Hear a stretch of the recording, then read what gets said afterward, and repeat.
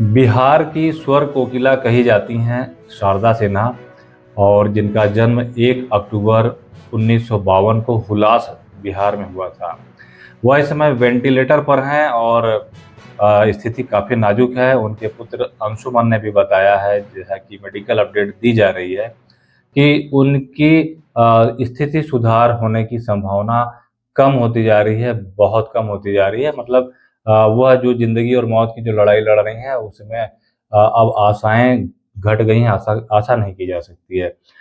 एक समय था जब हम छोटे थे, अपने छोटे बचपन की बात बता रहे हैं कि जो छठ के गीत सुनाई पड़ते थे, मेरे घर में छठ नहीं होता था, हम लोग उत्तर प्रदेश से हैं, जबकि उत्तर प्रदेश के पूर्वी उत्तर प्रदेश में बहुत सी जगह छठ होता है। तो हम लोग जब छोटे-छोटे थे तो कानों में जो छठ के गीत की जो आवाज़ आती थी, वो मैथिली में गाए हुए शारदा सिन्हा के गीत होते थे, और जो बहुत समझ में नहीं आते थे, लेकिन आवाज़ की मिठास इतनी अच्छी लगती थी कि वह गीत बजते ही उत्सव जैसा माहौल हो जाता था कि अब जो है छठ आ गया है, लोगों की भीड़ और लोगों का जाना नदियों की तरफ शुरू हो जाएगा, हम लोग भी जाएँगे।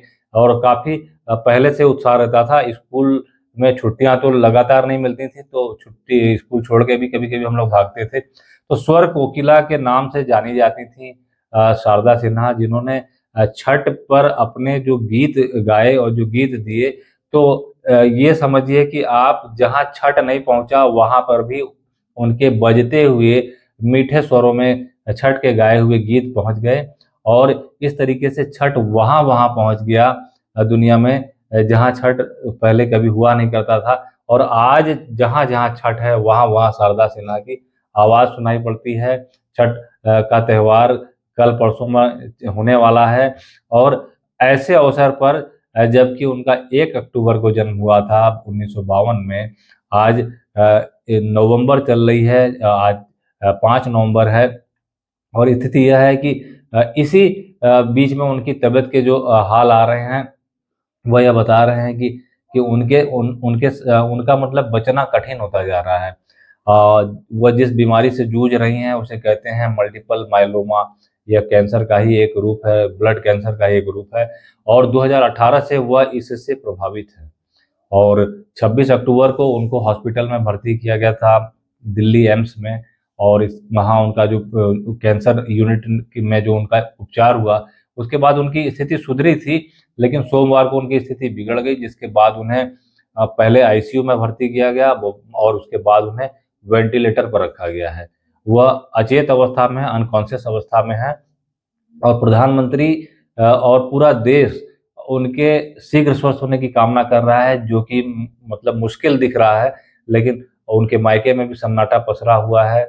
और 1991 में इनके जो फ़िल्मों में उनके गीत रहे, खासकर विदाई के गीत बहुत इन्होंने मीठे गाए। भोजपुरी फ़िल्म, मैथिली गाने और मगही में इन्होंने जो जो गीत दिए, वह बिहार की आवाज़ बन गई। बिहार के लोगों के दिल में गूँज एकदम बैठ गई, और जो छठ की जब बात छठ की आती है, तो छठ और शारदा सिन्हा के गीत तो जैसे लगता है छठ का पर्व एक-दूसरे के पर्याय हैं, और एक-दूसरे के बगैर जैसे पूरा नहीं होता है। तो इस समय वो वेंटिलेटर पे हैं, उनके मायके में भी सन्नाटा पसरा हुआ है, लोग दुआएँ कर रहे हैं, सभी जगह उनके लिए दुआएँ हो रही हैं। प्रधानमंत्री श्री नरेंद्र मोदी ने उनके बेटे अंशुमन से हाल-चाल पूछा, और हाल-चाल पूछ के उनको ढाँढस भी बंधाया और हर तरीके के सहयोग की बात की।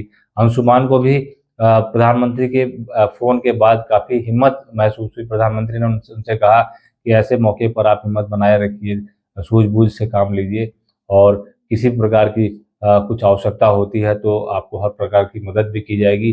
अंशुमान को प्रधानमंत्री का जब फ़ोन जाता है, तो वह भी खुश होते हैं कि माँ ने जो काम किया है, और इसी काम की वजह से व्यक्तिगत तौर पर देश का प्रधानमंत्री, उन्होंने प्रधानमंत्री पे भी गर्व किया कि देश का प्रधानमंत्री एक व्यक्ति के मतलब जो जो बेड पर है, जो अनकॉन्शियस है, उसके परिजन से भी प्रधानमंत्री बात कर रहे हैं। और 1991 में इनको पद्मश्री से सम्मानित किया गया था, इनके योगदान को देखते हुए, और 2018 में पद्म विभूषण से सम्मानित किया गया था। तो नाम की मोहताज नहीं है, और अच्छे से लोग इन्हें जानते हैं, और सबसे बड़ी बात है कि इस समय छठ का त्योहार नज़दीक है, छठ का त्योहार चल ही रहा है, और ऐसे वक़्त पर अनकॉन्शियस अवस्था में शारदा सिन्हा वेंटिलेटर पर एम्स में अपनी ज़िंदगी और मौत के बीच में झूल रही हैं। भगवान करें उनका स्वास्थ्य सुधर जाए, छठी मैया का आशीर्वाद मिले, कुछ दिन हम लोग उनको और देख सकें।